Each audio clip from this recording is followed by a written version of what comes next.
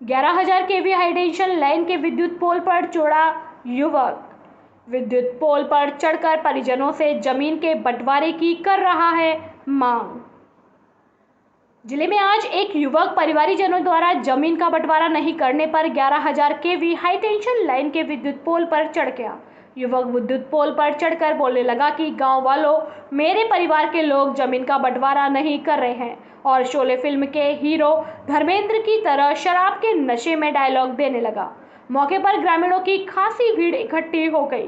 ग्रामीणों ने युवक के परिजन और पुलिस प्रशासन को सूचना दी। मौके पर युवक के परिजन और पुलिस प्रशासन के अधिकारी भी पहुंच गए, जहां पुलिस और प्रशासन के अधिकारी युवक से समझाइश कर उसे नीचे उतारने का प्रयास करते रहे। मामला जिले के सैपो उपखंड के गांव तसीमों का है, जहां के रहने वाले करीब 28 वर्षीय रामू कुशवाहा पुत्र भगवान सिंह कुशवाहा का उसके ही परिवार वालों से जमीन के बंटवारे को लेकर झगड़ा चल रहा था, और आज मंगलवार को जमीन का बंटवारा न होने से नाराज युवक गांव चोराखेड़ा मोड़ पर लगे 11,000 केवी हाई टेंशन लाइन के विद्युत पोल पर चढ़ गया। जिस समय युवक पोल पर चढ़ा उस समय बिजली गुल थी। युवक रामू विद्युत पोल पर चढ़कर परिवार वालों और ग्रामीणों से जमीन के बंटवारे की मांग करने लगा। ग्रामीणों ने इसकी सूचना पुलिस प्रशासन के अधिकारियों को दी। सूचना के बाद सैपू तहसीलदार सीओ विजय कुमार सिंह और सैपू थाना पुलिस एसडीआरएफ की टीम के साथ मौके पर पहुंच गई। अधिकारियों ने विद्युत निगम के अधिकारियों को बिजली चालू नहीं करने की सूचना दी। पुलिस प्रशासन के अधिकारियों ने करीब 3 घंटे की मशक्कत के बाद युवक से समझाइश कर उसे हाइड्रा मशीन के सहयोग से एसडीआरएफ की टीम ने नीचे उतारा। विद्युत पोल से नीचे उतरे युवक रामू को सैपू थाना पुलिस अपने साथ ले गई। आज तसीमो गांव में रामू नाम का व्यक्ति एक हाईटेंशन की लाइट के खंभे पर, बिजली के खंभे पर चढ़ गया था, जिस पर थाना अधिकारी में जाप्ता सहित एवं पुलिस प्रशासन व अन्य प्रशासन भी मौके पर पहुंचा गया और एसटीएफ की टीम भी धौलपुर से बुलाई गई, और किसी कारण बस उसको लाइन वाइन को, हाई टेंशन की लाइट को, बिजली कनेक्शन को कटवा दिया गया था। तो उससे पहले ही वहाँ हमारा मुलाजमान भी तैनात था, तो उसके अवगत करा करके जाब्ता पहुँच करके उसमें क्या वो बोलते हैं इसको, बिजली घर से शट डाउन लिया, बिजली घर से शट डाउन लेकर के, और ये वो तुरी भरने वाला जो डंपर सा आता है उसको बुला करके, और हमारा कांस्टेबल भी चढ़ा था उस पर, उसको सुकल उससे उतार लिया है और उसको कस्टडी में लेकर के उसको बंद कर दिया गया है। ईद उल जुहा त्यौहार को लेकर एसडीएम ने ली बैठक, यह दिए निर्देश। उपखंड क्षेत्र राजाखेड़ा में शांति व्यवस्था, सांप्रदायिक सौहार्द एवं कानून व्यवस्था बनाए रखने हेतु आज शाम 4 बजे उपखंड स्तरीय शांति समिति की बैठक का आयोजन उप जिला कलेक्टर एवं उप जिला मजिस्ट्रेट राजाखेड़ा की अध्यक्षता में उपखंड अधिकारी कार्यालय में किया गया, जहां एसडीएम देवी सिंह ने आगामी ईद उल जुहा के त्यौहार पर आपस में भाईचारा, सांप्रदायिक सौहार्द, शांति व्यवस्था एवं कानून व्यवस्था बनाए रखने की अपील की। उन्होंने कहा कि ईद मुस्लिम धर्म के प्रमुख त्योहारों में से एक है। इसी के साथ ईद उल जुहा त्यौहार के दौरान उपखंड की मस्जिदों पर साफ सफाई व्यवस्था, पेयजल व्यवस्था तथा विद्युत आपूर्ति की व्यवस्थाओं को सुनिश्चित करने हेतु उन्होंने संबंधित अधिकारियों को निर्देशित किया।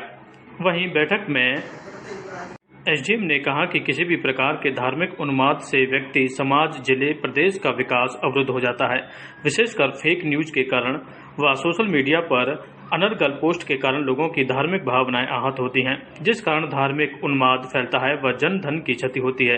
अतः सोशल मीडिया की पोस्ट को शेयर करने से पूर्व अत्यधिक सावधानी बरतें। एसडीएम ने कहा कि मोबाइल व सोशल मीडिया पर आए मैसेज जिनसे सामाजिक सौहार्द बिगड़ने की संभावना हो, तो ऐसे मैसेज की रोकथाम करें तथा ऐसे मैसेजों को फॉरवर्ड न करें। ऐसे मैसेजों व अन्य चर्चाओं पर विशेषज्ञ राय न देवें। सोशल मीडिया के सभी प्लेटफॉर्म जैसे फेसबुक, ट्विटर, इंस्टाग्राम, व्हाट्सएप आदि पर भी ध्यान रखा जाए। कोई टिप्पणी नहीं की जाए, न ही उसे साझा किया जाए। बैठक में समाज सेवी आजाद अब्बासी ने कहा कि मुस्लिम समाज राजाखेड़ा को जागरूक कर दिया गया है कि आगामी त्यौहार ईद उल जुहा पर मुस्लिम भाई यदि कुर्बानी देते हैं तो वह कुर्बानी खुले में नहीं करेंगे, साथ ही इसका कोई वीडियो या फोटो भी नहीं बनाएंगे तथा कुर्बानी के दौरान बहे रक्त को नालियों में नहीं बहाएंगे। इसके साथ सभी मुस्लिम भाई दूसरे धर्म के लोगों की भावनाओं को भी ध्यान में रखेंगे। बैठक के दौरान शहर के गणमान्य लोग मौजूद रहे। ईद के त्योहार को आपसी सौहार्द के साथ मनाने की अपील। धौलपुर जिला पुलिस अधीक्षक के दिशा निर्देशानुसार उपखंड अधिकारी मनीष कुमार थाना अधिकारी देवेंद्र कुमार शर्मा के मार्गदर्शन में थाना परिसर में आयोजित हुई सीएलजी की बैठक में ईद उल जुहा के त्योहार की व्यवस्थाओं पर चर्चा हुई। पुलिस प्रशासन द्वारा सामाजिक सौहार्द एवं आपसी भाईचारे के साथ शांतिपूर्ण तरीके से ईद मनाने की अपील की। साथ ही इलाका थाना सरमथरा एवं कस्बा सरमथरा में पुलिस एवं प्रशासन से संबंधित समस्याओं एवं उनके निराकरण पर भी चर्चा की गई। उपखंड अधिकारी ने हर वर्ष की भांति सरमथरा कस्बे में इस वर्ष भी शांति सौहार्द की मिसाल के रूप में उदाहरण पेश करते हुए ईद के त्योहार को आपसी सौहार्द के साथ मनाने की अपील की। बैठक में उपस्थित हुए विभिन्न गांवों से पधारे हुए लोगों से पुलिस व प्रशासन की कार्यप्रणाली के बारे में फीडबैक प्राप्त किया। थाना अधिकारी देवेंद्र कुमार शर्मा ने कहा कि आपराधिक तत्वों के खिलाफ सख्ती बरती जाएगी। सरमथरा के सीएलजी सदस्यों द्वारा अस्पताल रोड पर ढेल ढकेल के अनावश्यक अतिक्रमण के द्वारा जाम जैसी स्थिति के निराकरण हेतु अपील की, जिस पर पुलिस प्रशासन द्वारा अस्पताल रोड एवं बस स्टैंड पर आवागमन बाधित करने वालों के खिलाफ सख्त कार्यवाही की जाने का आश्वासन दिया गया। सुदर्शन चक्र अभियान के तहत सामाजिक तत्वों की ही धरपकड़ एवं सोशल मीडिया पर गलत पोस्ट करने एवं आपराधिक गतिविधियों में भाग लेने वालों के खिलाफ भी पुलिस कार्य। दुनिया भर में नए भारत की तस्वीर पेश की है प्रधानमंत्री ने। अश्विनी चौबे। मोदी सरकार में हुमायूं और तैमूर नहीं, वीर सावरकर और सुभाष का इतिहास पढ़ाया जाएगा। प्रधान सेवक ने भारत को वैश्विक शांति बना दिया। श्रवण कुमार वर्मा। भारतीय जनता पार्टी जिला कार्यालय पर शैक्षिक प्रकोष्ठ द्वारा प्रधानमंत्री नरेंद्र मोदी सेवा सुशासन और गरीब कल्याण के रूप में 9 वर्ष होने पर प्रबुद्ध जन सम्मेलन का आयोजन किया गया। सम्मेलन की अध्यक्षता जिला अध्यक्ष श्रवण कुमार वर्मा ने की। कार्यक्रम में मुख्य अतिथि केंद्रीय मंत्री अश्विनी चौबे, विशिष्ट अतिथि राज्यसभा सांसद रामचंद्र जांगड़, सांसद करौली धौलपुर डॉक्टर मनोज राजौरिया, पूर्व विधायक रानी सिलोटिया, पूर्व जिला प्रमुख पंडित किशन चंद्र शर्मा, दुर्ग सिंह अंधाना, प्रदेश कार्य समिति सदस्य विशंबर दयाल शर्मा, जिला संगठन सह प्रभारी डॉक्टर लोकेश चतुर्वेदी एवं कार्यक्रम संयोजक राम गोपाल शर्मा, जिला संयोजक शैक्षिक प्रकोष्ठ मौजूद रहे। कार्यक्रम का शुभारंभ पंडित दीनदयाल उपाध्याय, श्यामा प्रसाद मुखर्जी एवं भारत माता के चित्र के सम्मुख दीप प्रज्वलन एवं माल्यार्पण कर किया गया। सामूहिक वंदे भारत मातरम के बाद प्रबुद्ध जन सम्मेलन में पधारे विशिष्ट जनों को संबोधित करते हुए मुख्य अतिथि केंद्र सरकार के मंत्री अश्विनी चौबे ने कहा, भारत बदल गया है। पहले जहां पर विश्व में भारत को मजबूत देश माना जाता था, अब यह वास्तविक रूप में मजबूत देश बन गया है। प्रधानमंत्री नरेंद्र मोदी और भारत को अब सभी देश सलाम करते हैं। पहले जहां हमें पड़ोसी देश आंख दिखाते थे, हमारी जमीनों पर कब्जा करते थे, भारत में भाजपा की सरकार बनने के बाद कोई देश की तरफ आंख उठाकर नहीं देख सकता। जिलाध्यक्ष श्रवण कुमार वर्मा ने प्रबुद्ध सम्मेलन की प्रस्तावना रखते हुए कहा कि नरेंद्र मोदी सरकार गरीबों के कल्याण के लिए समर्पित सरकार है और यह हमारा सौभाग्य है कि नरेंद्र मोदी द्वारा किए जा रहे कार्यों को हम प्रत्यक्ष अपने सामने देख रहे हैं। उन्होंने कहा कि इन कामों की बदौलत राजस्थान में होने वाले विधानसभा चुनाव में भाजपा की भरी बहुमत के साथ सरकार बनेगी। सम्मेलन में बोलते हुए सांसद राजौरिया ने कहा कि राजस्थान की कांग्रेस सरकार ने भ्रष्टाचार के सारे रिकॉर्ड तोड़ दिए हैं। जो काम पिछली केंद्र सरकारों ने 50 सालों में नहीं किया, वह काम प्रधानमंत्री नरेंद्र मोदी ने 9 साल में कर दिखाया है। भारतीय राष्ट्रीय छात्र संगठन एनएसयूआई के जिलाध्यक्ष पंकज तिवारी ने एनएसयूआई के प्रदेश अध्यक्ष अभिषेक चौधरी, प्रदेश प्रभारी गुरजोत सिंधु के निर्देशानुसार आगामी छात्र संघ एवं विधानसभा चुनावों को देखते हुए स्टूडेंट्स फॉर डेमोक्रेसी अभियान के अंतर्गत 18 से 27 साल तक के युवाओं को बूथ स्तर पर नियुक्ति प्रदान करने का कार्य प्रारंभ कर दिया है, जिसकी समीक्षा हेतु एनएसयूआई संभाग प्रभारी जितेंद्र मीणा 1 दिवसीय धौलपुर प्रवास पर रहे। यहाँ उन्होंने पार्टी के कार्यकर्ताओं एवं पदाधिकारियों से मिलकर संगठनात्मक चर्चा की एवं आगामी भविष्य की रणनीति पर विचार विमर्श किया। कार्यक्रम की अध्यक्षता कांग्रेस नेता अमित मुदगल ने की। बैठक के दौरान कांग्रेस नेता अमित मुदगल ने सभी कार्यकर्ताओं से मिलजुल कर एक परिवार के रूप में कार्य करने को कहा एवं आगामी चुनावों के लिए अभी से तैयारियों में जुट जाने की बात कही। संभाग प्रभारी जितेंद्र मीणा ने 1-to-1 सभी कार्यकर्ताओं से मुलाकात की एवं संगठनात्मक मुद्दों पर चर्चा कर सभी की राय ली एवं आगामी कार्यक्रमों को सफल बनाने हेतु आवश्यक दिशा निर्देश दिए। जिलाध्यक्ष एनएसयूआई पंकज तिवारी ने बताया कि अगर बूथ पर हमारा यूथ मजबूती के साथ खड़ा हो गया तो प्रदेश में हमारी सरकार पुनः बनेगी और आगामी छात्र संघ चुनावों में भी एनएसयूआई को इसका लाभ मिलेगा। मासलपुरिया व बजरंग मिष्ठान भंडार सरमथुरा। हमारे यहाँ शुद्ध देसी घी से निर्मित मिठाई बनाई जाती है।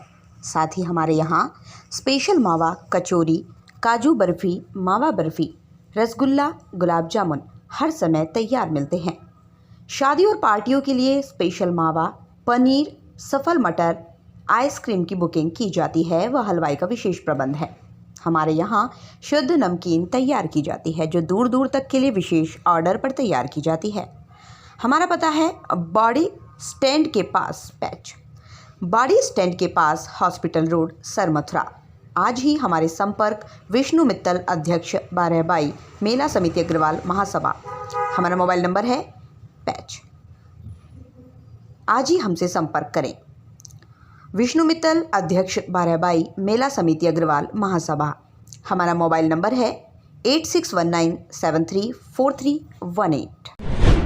सेबू थाना क्षेत्र के महादेव मंदिर के पास घर की छत पर कपड़े उतारने गई एक 12 साल की मासूम अचानक नीचे गिर गई। छत से नीचे गिरने की वजह से वह गंभीर रूप से घायल हो गई। मासूम को लेकर परिजन जिला अस्पताल पहुंचे। अस्पताल पहुंचने से पहले ही मासूम ने दम तोड़ दिया। इसके बाद इमरजेंसी में तैनात ड्यूटी डॉक्टर ने मासूम को मृत घोषित करते हुए शव को अस्पताल की मॉर्चरी में रखवा दिया। मासूम को लेकर अस्पताल पहुंचे परिजनों ने बताया कि कल्पना उम्र 12 साल पुत्री चंदनपुरी मंगलवार को घर की छत पर सूख रहे कपड़ों को उतारने के लिए गई थी। छत पर सूख रहे कपड़े उतारते समय अचानक मासूम का पैर फिसल गया और वह नीचे रखे लोहे के सरिये पे जा गिरी। छत से नीचे गिरने से लोहे के सरिये मासूम के शरीर के आर पार निकल गए। मासूम की चीख पुकार सुनकर मौके पर पहुंचे परिजन उसे लोहे के सरिये से अलग कर जिला अस्पताल लेकर पहुंचे। मासूम के शरीर पर घाव के निशान देखते हुए ड्यूटी डॉक्टर ने पुलिस को घटना की सूचना देकर अस्पताल की मॉर्चरी में शव को रखवा दिया। मृतक मासूम के पिता द्वारा अस्पताल में दिए गए बयान के आधार पर अस्पताल प्रबंधन ने पुलिस को तहरीर दी है। पूरे मामले में पुलिस के आने के बाद मृतक मासूम के शव का पोस्ट। प्रेम कुमार कुक्की बने डांग क्षेत्र के ब्लॉक अध्यक्ष। आम आदमी पार्टी के जिला अध्यक्ष मुबीन अहमद फारूकी की अभिशंसा पर प्रेम कुमार कुक्की महरोरीपुरा को राजस्थान के सह प्रभारी व पंजाब के विधायक नरेंद्र सिंह सवाना ने संभाग भरतपुर की मीटिंग में डांग क्षेत्र बाड़ी का ब्लॉक अध्यक्ष नियुक्त किया है। इस मौके पर महेंद्र सिंह परमार, अनूप शर्मा, शिवराम गोस्वामी, नरेंद्र गर्ग, मुकेश गौड़, सोनवीर, शब्बीर खान, कृष्ण कुमार, कोलू, छिद्दवाबा, अमर सिंह कुशवाहा आदि लोग मौजूद थे। धौलपुर जिले के सदर थाना क्षेत्र के पॉलिटेक्निक कॉलेज के पास तेज गति से आती हुई एक कार ने बाइक को टक्कर मार दी, जिसके कारण बाइक पर सवार 2 युवक गंभीर रूप से घायल हो गए, जिन्हें सदर पुलिस ने जिला चिकित्सालय में भर्ती कराया। घायलों के परिजनों के अनुसार चरण सिंह परमार पुत्र सुल्तान सिंह एवं हरिओम पुत्र अर्जुन सिंह अपने गांव चिलाचौन से धौलपुर बाइक पर बैठकर आ रहे थे। तभी पॉलिटेक्निक कॉलेज के पास धौलपुर से तेज गति से आते हुए एक कार ने बाइक को अपनी चपेट में ले लिया, जिसके कारण दोनों युवक गंभीर रूप से घायल हो गए। पुलिस ने कार और ड्राइवर को पकड़ लिया है और साथ ही घायलों को उपचार के लिए जिला चिकित्सालय में भर्ती कराया गया है। धौलपुर जिले में बंदूक, बजरी, बागी और बदमाशों का आतंक थमने का नाम नहीं ले रहा। चंबल इलाके में खाकी का खौफ बदमाशों और लोगों के दिलों से खत्म होता जा रहा है। इसकी बानगी जिले के कोतवाली थाना इलाके के पुराना शहर की शाही वाली गली में देखने को मिली, जहां पुलिस की गश्त व्यवस्था पर भी सवालिया निशान लगे हैं। पुराना शहर में बाइक सवार 2 हथियारबंद बदमाशों ने एक ज्वेलर्स व्यापारी का पीछा किया और व्यापारी के घर में घुसकर लूट की वारदात को अंजाम देने की कोशिश की गई। घर के अंदर व्यापारी द्वारा आभूषणों और रुपए से भरा बैग नहीं छोड़ने पर बदमाशों ने देसी कट्टे से फायरिंग करते हुए कट्टे के वट से ज्वेलर्स व्यापारी को गंभीर रूप से घायल कर दिया। ज्वेलर्स व्यापारी द्वारा बैग नहीं छोड़ने पर दोनों बदमाश फायर करते हुए बाइक से फरार हो गए। वारदात की सूचना मिलते ही अन्य व्यापारी मौके पर पहुंचे और घायल व्यापारी को जिला अस्पताल में भर्ती कराया। सूचना के बाद मौके पर पहुंची पुलिस से आसपास के सीसीटीवी फुटेज खंगाले और घटनास्थल का मौका मुआयना कर बदमाशों की तलाश शुरू कर दी है, लेकिन बदमाश पुलिस की पकड़ से बाहर है। घायल ज्वेलर्स व्यापारी 38 वर्षीय सचिन बंसल पुत्र सत्य प्रकाश ने बताया कि वह सोमवार की रात को दुकान बंद कर जैसे ही अपने घर पहुंचा तो बाइक पर सवार होकर आए 2 बदमाश उसके पीछे घर में घुस आए और बदमाशों ने उसके हाथ में लगे आभूषण और रुपए से भरे बैग को छीनने की कोशिश की, लेकिन व्यापारी ने बैग नहीं छोड़ा। इसके बाद दोनों बदमाशों ने कट्टे से उसके सिर पर ताबड़तोड़ वार शुरू कर दिए। घायल करने के बाद भी व्यापारी द्वारा बैग नहीं छोड़े जाने पर दोनों बदमाश हवाई फायरिंग कर फरार हो गए। मैं अपनी दुकान बंद करके घर जा रहा था, उन्होंने मेरे घर के दरवाजे में ही पकड़ लिया और उन्होंने मुझसे थैला छुड़ाने की कोशिश की। मैंने थैला छोड़ा नहीं है तो उन्होंने मेरे सिर पर बंदूक से बट के वार किए। मणिपुर हिंसा पर भारत सरकार गंभीर, हालातों पर शीघ्र पाएंगे काबू, विरोधियों के मंसूबों को नहीं होने देंगे कामयाब। धौलपुर जिले के दौरे पर पहुंचे राज्यसभा सांसद रामचंद्र जांगड़ा ने बीजेपी कार्यालय पर प्रधानमंत्री नरेंद्र मोदी के 9 वर्ष के शासनकाल पूरे होने पर भारत सरकार की योजनाओं का गुणगान किया। प्रबुद्धजन को संबोधित करने के बाद मीडिया से मुखातिब हुए प्रधानमंत्री नरेंद्र मोदी के 9 वर्ष के शासनकाल में भारत को विकसित बताने के साथ मणिपुर हिंसा पर शीघ्र काबू करने की बात कही। विरोधियों की दमनकारी नीति एवं देश विरोधी मंसूबों को कामयाब नहीं होने पर विरोधियों पर निशाना साधा है। राज्यसभा सांसद जांगड़ा ने प्रेस वार्ता में कहा कि मणिपुर की घटना पर भारत सरकार गंभीर है। देश के गृह मंत्री अमित शाह 2 बार मणिपुर होकर आए। अलगाववादी शक्तियां कभी कोई घटनाएं करती है तो सरकार मुकाबला करने के लिए तैयार है। उन्होंने कहा मणिपुर हिंसा पर बहुत जल्दी काबू पा लिया जाएगा। उन्होंने कहा प्रधानमंत्री की जैसे जैसे प्रतिष्ठा बढ़ रही है वैसे वैसे आंतरिक दुश्मन भी पैदा हो रहे हैं जो देश की छवि को खराब करने का काम करते हैं। उन्होंने नज़ीर देते हुए कहा कि जब देश में अग्निवीर योजना शुरू की गई थी तब भी विरोधियों ने इसका विरोध किया था। बिहार के अंदर अरबों खरबों की संपत्ति जलाई गई थी, लेकिन आज वही युवक बिहार के अंदर अग्निवीर योजना में काम करने के लिए आगे आ रहे हैं। उन्होंने कहा राष्ट्रीयता के विरोध में पनप रही शक्तियों का दमन भी किया जाता है। उन्होंने अमित शाह की तारीफ करते हुए कहा कि उनकी कार्यशैली एवं क्षमता अद्भुत है। प्रधानमंत्री नरेंद्र मोदी की तरह हमेशा सक्रिय रहते हैं। मणिपुर की घटना पर भारत सरकार पूरी तरह से सजग है। हिंसा को कंट्रोल करने के लिए हर तरह से सरकार प्रयासरत है। मीडिया के बेरोजगारी के सवाल का जवाब देते हुए कहा कि सरकारी नौकरियों की एक सीमा होती है। उन्होंने कहा समाज के हर व्यक्ति को सरकारी नौकरी नहीं मिल सकती। प्रधानमंत्री नरेंद्र मोदी ने रोजगार के लिए कौशल रोजगार योजना शुरू की है। उन्होंने कहा कि वर्ष 2014 के बाद देश में घोटाला पूरी तरह से बंद हो चुका है। घोटाले को लेकर भारत सरकार पूरी तरह से सख्त है। भारत सरकार की एजेंसियां हर एक व्यक्ति पर नजर बनाए हुए हैं। उन्होंने कहा प्रधानमंत्री नरेंद्र मोदी के डिजिटल लेन देन में घोटाले पर बड़ा अंकुश लगा है। इससे पूर्व राज्यसभा सांसद ने भारत सरकार की जन कल्याणकारी योजनाओं का जमकर बखान किया। जी आपने 9 वर्ष के सेवा सुशासन और गरीब कल्याण की बात की जी, लेकिन पूरम में मणिपुर जल रहा है, न प्रधानमंत्री बोल रहे हैं, न आपकी पार्टी बोल रही है, क्या कहना है इसका? गृह मंत्री जी जिनके हाथ में देश की आंतरिक सुरक्षा का मामला होता है वो 1 बार नहीं 2 बार मणिपुर जाके आए हैं और पूरी गंभीरता से भारत सरकार इसके कंट्रोल के लिए लगी हुई है। देश में अलगाववादी शक्तियां कभी कोई घटनाएं करती हैं लेकिन सरकार सजग रहती है पूरी तरह से और मणिपुर हिंसा के ऊपर बहुत जल्दी काबू पा लिया जाएगा। लेकिन जैसे जैसे मैं कहता हूं जिस गति से प्रधानमंत्री जी की प्रतिष्ठा पूरी दुनिया में बढ़ रही है उसमें कोई न कोई आंतरिक दुश्मन भी ऐसे होते हैं जो देश की छवि को खराब करने की कोशिश करते हैं। और मैं इसमें आपको एक उदाहरण दे सकता हूं। जब देश में अग्निवीर योजना चालू की गई उसके पीछे बहुत बड़ा कंसेप्ट था प्रधानमंत्री जी का, क्योंकि आज के युवाओं में संस्कारों की कमी के कारण वो कोई भी आपराधिक घटनाएं कर देते हैं, क्योंकि शिक्षा के ऊपर प्रभाव अंग्रेजियत का ज़्यादा रहा।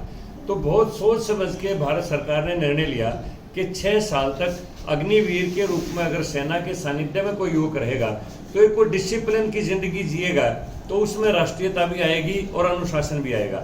लेकिन उसी अग्निवीर योजना के खिलाफ आपने देखा होगा बिहार में अरबों खरबों की संपत्ति जलाई गई और उसको फेल करने की कोशिश की गई। आज वही हमारे जो युवक हैं वो बिहार के अंदर भी अग्निवीर के रूप में भर्ती होने के लिए लाइनों के अंदर खड़े हैं। तो ऐसी शक्तियाँ जब भी कोई राष्ट्रीयता के पक्ष का जो राष्ट्र के कल्याण के लिए कोई फैसला लिया जाता है तो ऐसी शक्तियाँ सक्रिय होती हैं, लेकिन उनका दमन भी कर दिया जाता है, उन पर कंट्रोल भी कर दिया जाता है। और हमारे माननीय अमित शाह जी जिनके क्षेत्राधिकार में जो गृह मंत्रालय है वो पूरी तरह से प्रयत्नशील रहते हैं और एक्टिव रहते हैं और एक एक चीज़ के ऊपर उनका नज़र रहती है और उनका आंतरिक क्षेत्र में जो कंट्रोल है वो अद्भुत है प्रधानमंत्री जी की तरह। ठीक है मणिपुर में घटनाएं घटी हैं लेकिन सरकार इससे पूरी तरह से सजग है और पूरी तरह से कंट्रोल करने के लिए हर तरह से प्रयासरत है। सर आपने अपनी उपलब्धियों में बेरोजगारी का कहीं जिक्र नहीं और ना ही करप्शन का जिक्र किया। चलिए इस विषय के ऊपर मैं आता हूँ। देखिए, सरकारी नौकरियों की एक अपनी सीमा होती है। राजस्थान इतना बड़ा प्रदेश है, लेकिन नौकरियों की अपनी सीमा है। हर व्यक्ति को सरकारी नौकरी नहीं मिल सकती है। प्रधानमंत्री जी ने इस समस्या के समाधान के लिए देश में जो कौशल रोजगार योजना का शुभारंभ जो किया है, वो बेरोजगारी को खत्म करने का सबसे बड़ा एक कदम है। क्योंकि आज आत्मनिर्भर भारत और मेक इन इंडिया का जो नारा प्रधानमंत्री जी ने दिया है कि भारत के अंदर हर चीज़ का निर्माण हो, और आप देख रहे होंगे कि मोबाइल का भारत सबसे बड़ा निर्माता दुनिया के अंदर बन गया है। आज रक्षा उपकरणों के निर्माण में भारत बहुत बड़ा उनका रक्षा उपकरणों का निर्माता बन गया है।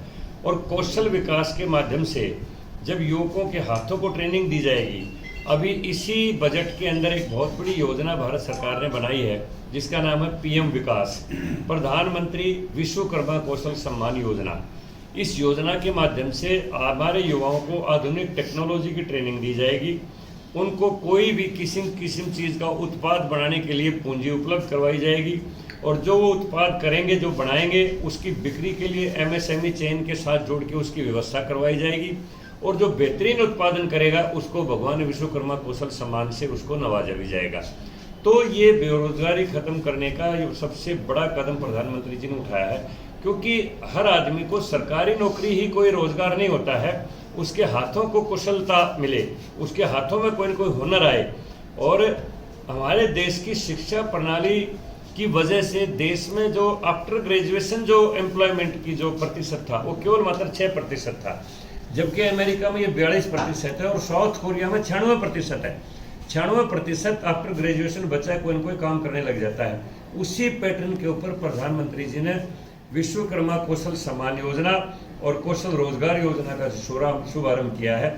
बहुत आने वाले समय में भारत के हर युवक के हाथों में कोई न कोई हुनर होगा और वो किसी न किसी चीज़ का प्रोडक्शन करेगा, उसको भारत सरकार हर सुविधा उपलब्ध करवाएगी। ये बेरोजगारी खत्म करने का सबसे बड़ा प्रधानमंत्री जी का कदम है। आपके घोषणा पत्र में 2 करोड़ प्रति साल नौकरी, सरकारी नौकरी देने का वायदा किया है और काले धन को लाने का वायदा किया है। देखिए, आपने देखा होगा प्रधानमंत्री जी अपने हाथों से रोजगार सर्टिफिकेट कई बार उपलब्ध करवा चुके हैं, उसी और ये कदम है। और जहाँ तक बात है काले धन की, आप देख रहे होंगे कि 2014 के बाद काला धन कमाने वालों की स्थिति क्या है। वो पूरी तरह से रडार के ऊपर हैं, पूरी तरह से उनके ऊपर शिकंजा कस दिया गया है।